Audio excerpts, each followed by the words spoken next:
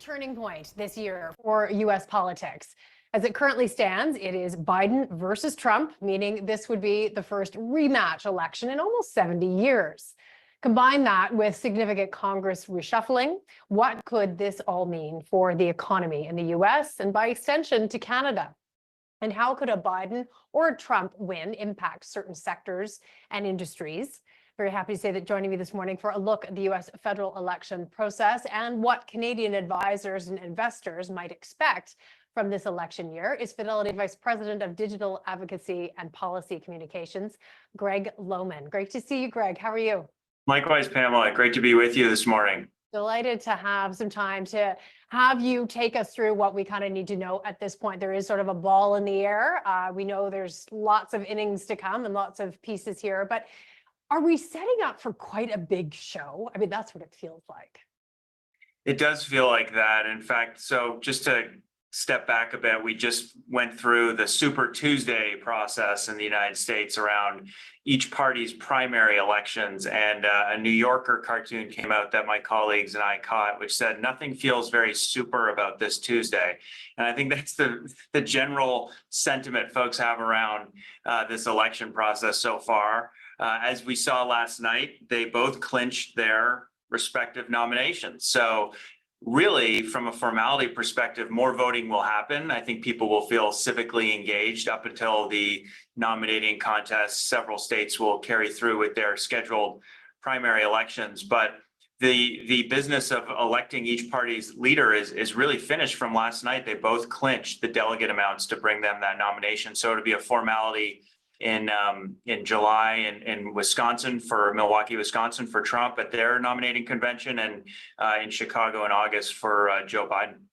So there's so many more important things to ask, but I have to ask you, what about the running mates? Are we going to hear about that? Does that come soon? Or we have to wait to July for that? Obviously, we have Vice President Kamala Harris, who will be a key ally for President Biden in the continuity of their relationship. And then we have a vacancy for Donald Trump, and no longer, I don't think Mike Pence expects to be tapped, obviously. We saw maybe some additioning with Katie Britt with the response to the State of the Union from last week. Not sure if she's still going to be on the short list, but I think that will all be sussed out in the coming weeks and months since we're past any concerns over him getting the nomination. So I want to make sure we sort of go through the steps that are still to come. And as you say, some of the primary stories that's done. But in November, it actually is not just the two big names that will be voted for and their running mates and so on, the tickets themselves. There is a massive amount of potential for all kinds of reshuffling. Can you take us through just what will be different potentially for November on the other side of the election? Yeah, and that gets back to your original question around the big show, and certainly it will be a big show. However, I think, and I preface this with, this is conventional wisdom, mainstream thinking. I think everyone can read this in their papers, but this is the current lens we're seeing things through. And if we know one thing, surprises and unconventional things will happen. But I think certainly there will still be, post-election, a check on power. Things are so tight that I'd be surprised personally if it went all Democrat or all Republican. Interesting, because that's being discussed, like the wave potential, right? Okay. And you always have to plan for that scenario, which really gives one party the full control of their policy agenda. I just have a hard time seeing that happen due to the different circumstances in both the Senate and the House. In the Senate, you have 34 seats up for re-election, and the map heavily favors Republicans this go around, where 2/3 of those seats are being defended by Democrats. And those are just hard seats to defend in a change year election. You're the incumbent, you're not change. And a lot of those seats sit in Trump favored states as well. And on top of that, you have such a slim margin in the Senate of just 51 to 49 control of the Democrats. So, they only need 2 seats and control of the presidency to take over that body. On the House side, so you could very well see that go Republican, let's say. On the House side, you have Republicans in control by just last night an even narrower margin, because Ken Buck decided he was resigning, a Republican from more of the Freedom Caucus side of the wing of the party. And he now brings their vote total on a party line basis down to just 2. They can only afford to lose 2 members of Congress currently. So that's how tight it is there. And if you remember, there was the midterm elections where you had Republicans gaining seats in Biden favored districts. And so there's about 18 of those. 11 come from New York and California. So you could foresee a scenario where the Senate goes from Democrat to Republican and the House goes from Republican to Democrat. Whatever happens at the top of the ticket, you still have divided government. You still have some check and balance and need for compromise on some of these big issues I know we'll dig into. Okay, well, let's dig into some of the big issues. And actually, one of the massive pieces is the approaching spending discussion for March 22nd. It's just next week. And does it sort of put into a leitmotif what is to come? I think so. And we've lived through, it feels like, every other 6 months in Washington, you're up against a Friday or Saturday deadline and they find a way to continue on, whether we call it a status quo CR, where you just maintain spending levels, or tight little deals like the last one around the debt ceiling, which favored arguably on the margins Republicans and a little bit of reduction of spending there. This one on March 22nd, I know that date well because it's my daughter's 8-year-old birthday. So I'm like, oh, I know that. I may be on my phone checking things up into the deadline, particularly because this is the big funding deadline. And they got 30 to 40% of the government funded last week. This will be where the rubber meets the road on a lot of the policy riders that both parties don't want to agree to. So, tighter enforcement at the border. Now we can get into that, but immigration related issues. Biden wants to play ball there. Trump's telling Republicans to hold back. Anything related to social or cultural riders around abortion and other elements of that part of the policy spectrum will be denied by Democrats. So, and the funding revolves around defense and the Homeland Security Department managing the border. So there's just a lot of hot button issues within any of those pockets of funding. And so that's where I could see some trouble ahead. Of course, our experts in the markets, have been through these government shutdowns and games of chicken before, and they encourage folks to remain steadfast in their plan and not react ahead of or after these sort of things. But it's something that will certainly dictate the path ahead. And we were speaking off in the green room, Pamela, which is, I think, an interesting point of view, which is Trump really feels like he is the speaker right now in the House of Representatives. That's so interesting. Yeah. There was always this rumor that he would be elected, because you don't actually have to be a sitting congressman or woman to be elected speaker. You can be a private U.S. citizen, and him being one. And in many ways, his influence over that body, particularly the House, is really astute right now and making its impact felt around some of the negotiations around funding and border security. As you say, there's a push for everyone to come together to get these things through because there is a deadline and so on. But to what extent, now that we know who the two leaders will be going into the election for each party, are there going to be delays, or what sort of delay could actually happen? I guess that's, no one knows who they're going to be working for in November.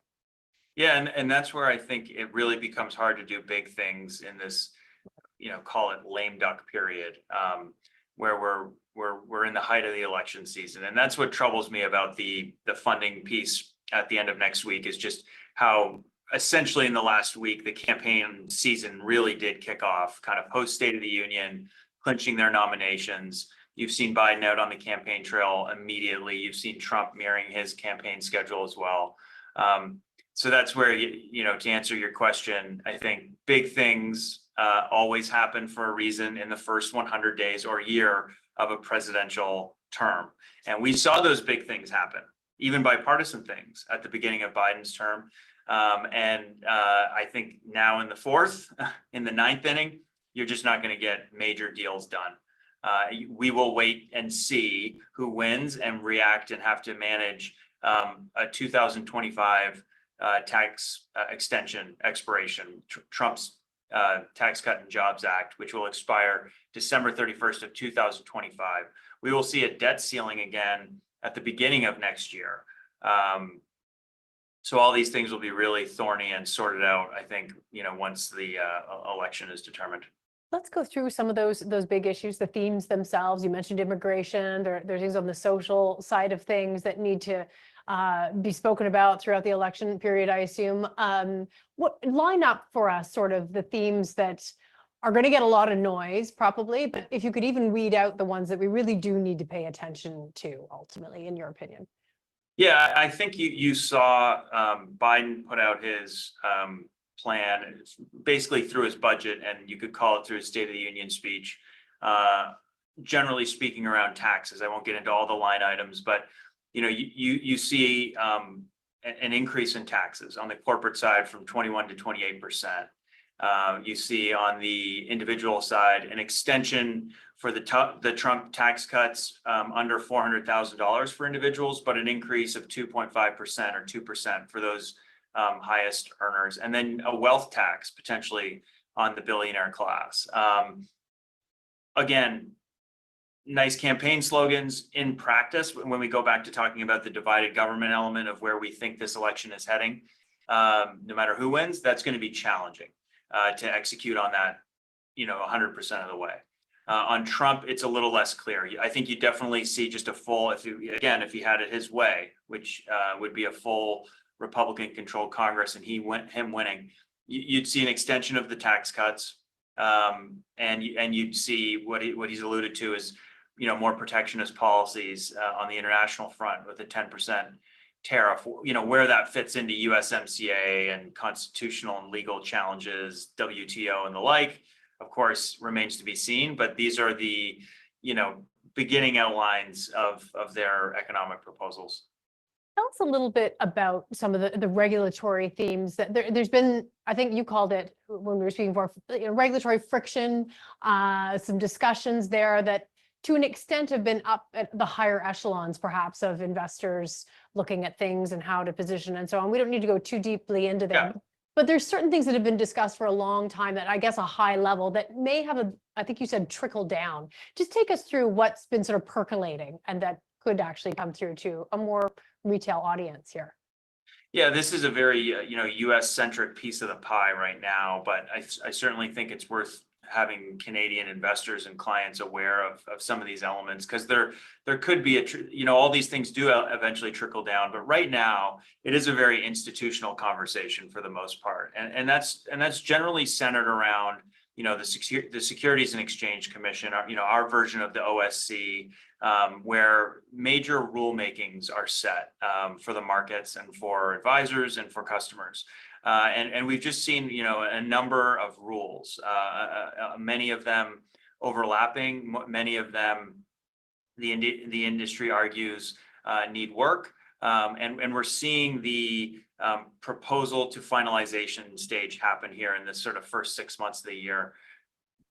Critics would argue the SEC is cognizant of a timetable they have to finalize rules before a future Congress could repeal some of those if they were to win a certain number of seats. That's getting into the weeds on the procedural side of these things. But you've seen monumental reforms on the ESG disclosure side. So the climate proposal that was finalized by the SEC, which will really change the paradigm of disclosure that issuing companies have to report to the SEC. There's all sorts of exemptions and caveats within there, but scope 1 and scope 2 emissions will have to be reported. It already has been challenged by states attorney generals, Republican states attorney generals. It will probably go to the courts.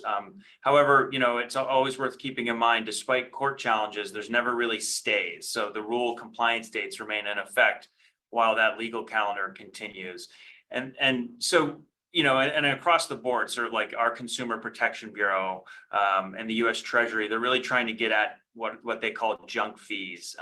So anything they can do with the pen, the executive branch, between now and election day, will be watching, because they're trying to get at consumers and the excess fees they claim they're facing. And that's all to say this is wrapped in a broader judicial lens that is challenging this really, call it extra regulatory power they see, and many court watchers foresee as being called out.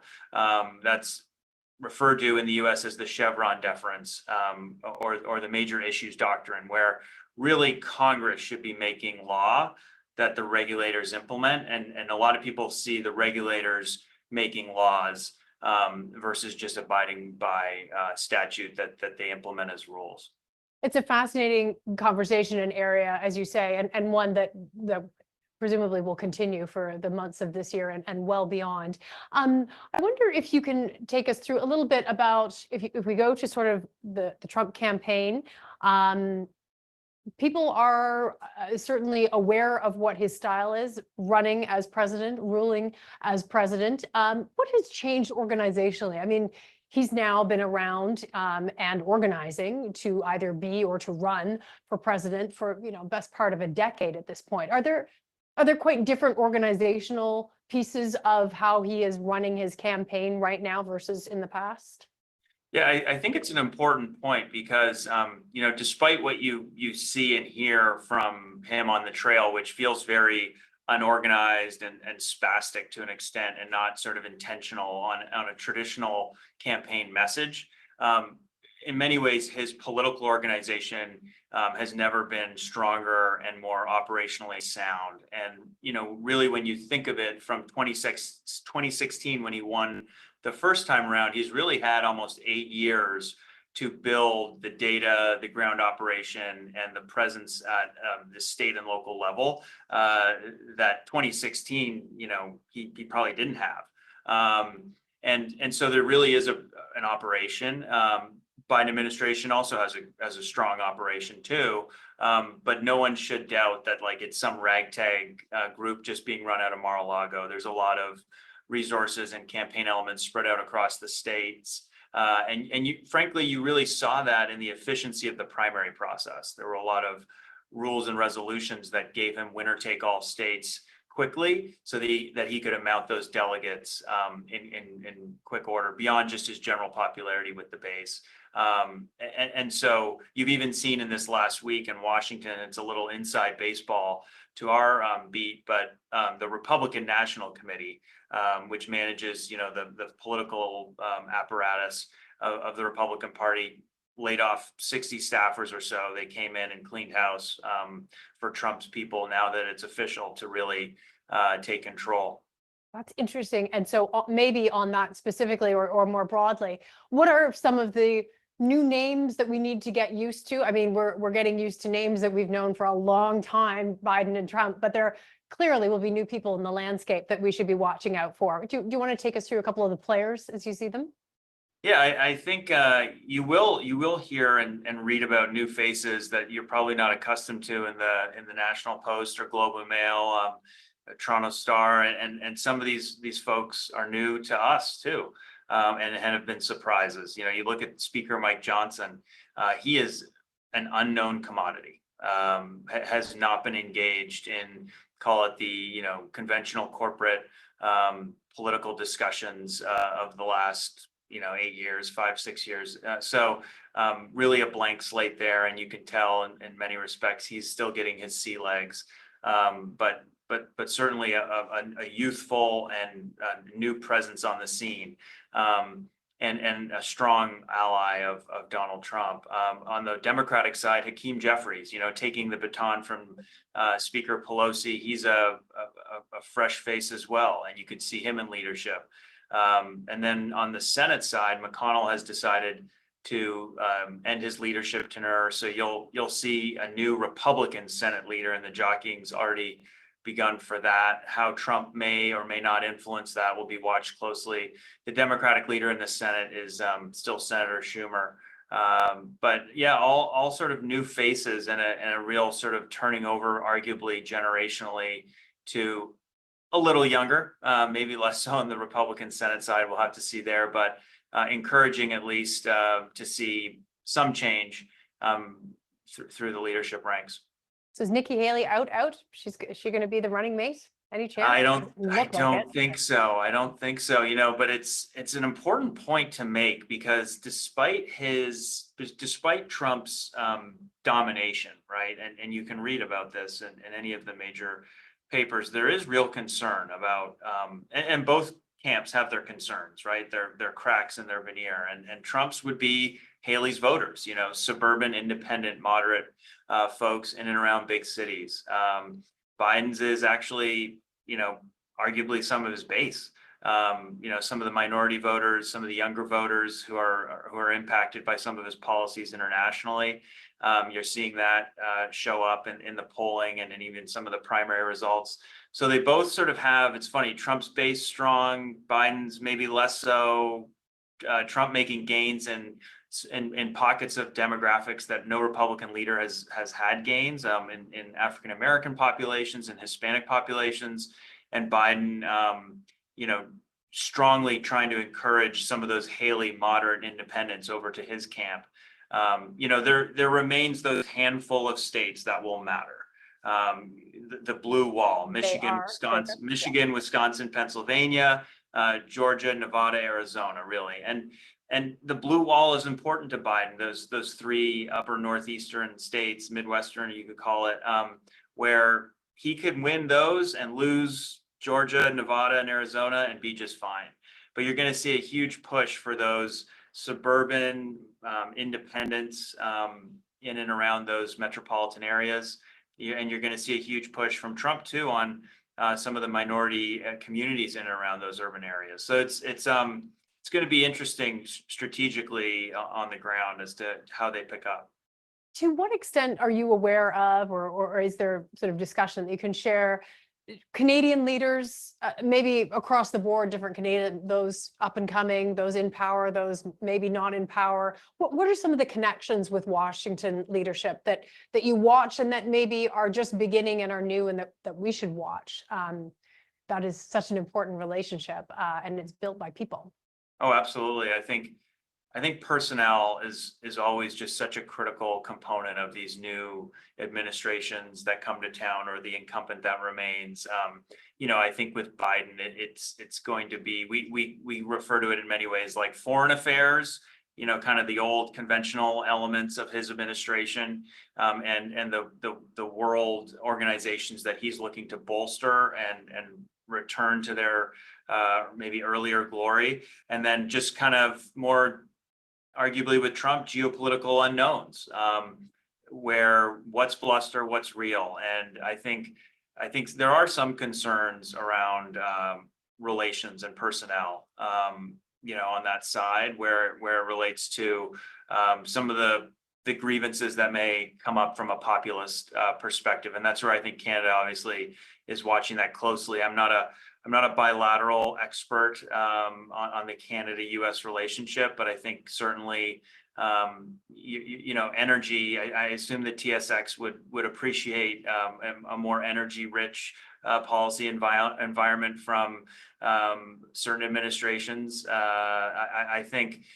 I do think that, you know, the Democrats are always going to be having to cater to a huge pillar of their priorities, which is the climate. And not to say that Canada is a climate offender, but I think naturally, you know, oil and gas doesn't fit into their vision of a clean energy transition to the future. And so where that rubber meets the road on pipelines and further bilateral engagement will be interesting to watch. And then just going back to that, you know, disclosure reporting element with the SEC and Canadian companies that are listed in the United States, that will also be something that people will have to be managing. Again, very institutional.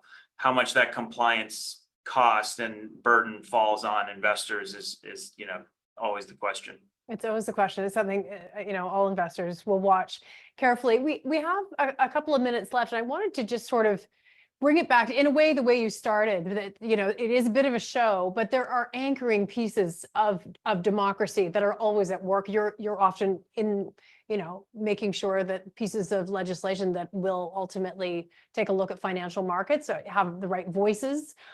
Certainly in Washington, lots of things do get done. I guess just sort of reground us in in that as we go out there to read the headlines, essentially. Yeah, I mean, don't get me wrong, anxiety pervades even the Washington Unflappable, vet- yeah. veterans that have seen multiple administrations. I've seen about 4. The latest ones have been wild. And so there's still a lot of anxiety around this election. I think I just always like to remind people that on a day-to-day basis, there's a lot of stuff that doesn't end up on CNN, The Daily Show, or Bill Maher that gets done in arcane corners of policy that actually really matters and impacts people's lives. And, you know, we try to keep our head down and from a Fidelity public policy perspective and work on those issues. You know, you look at the retirement space, right? There's now in the United States a huge 2 reforms of the retirement system that have helped impact students and paying off student debt, allowing employers to match their student debt payment to their retirement account. This is a bipartisan effort. It's not going to be on CNN round the clock. It's boring, it's dull, but it helps people. We've seen just even last week on the floor of the House, a partisan vehicle for capital markets reform, many amendments that we supported receiving huge bipartisan numbers of Democrats supporting, you know, good proposals to help people in the markets. So there, you know, there's a lot happening even today on the geopolitical front. TikTok is in the news. Exactly. We've all been watching that. You know, almost unanimous support for that. I think the Senate will be less certain, but certainly every day people come to Washington, the large majority to solve some public policy issues, some delicate ones, some just less glamorous, and you do see a lot of that on a daily basis. We support paper versus paperless as a company. It's called e-delivery. We've worked with Senators Tillis from North Carolina and Senator Hickenlooper from Colorado from Democrat to introduce a great bill. We saw it pass the House last week. So little things like that keep me optimistic that Washington and America will prevail. Fantastic. Will you come on back to Canada because you're Canadian? Yes. And teach us some of that positivity. We could all use it. But it's amazing to sort of have you take us inside a little bit of the fishbowl, because we perhaps don't see exactly what is getting done. Greg Lowman, delight to see you again. All the best. Likewise. Thank you. Yeah. Thank you.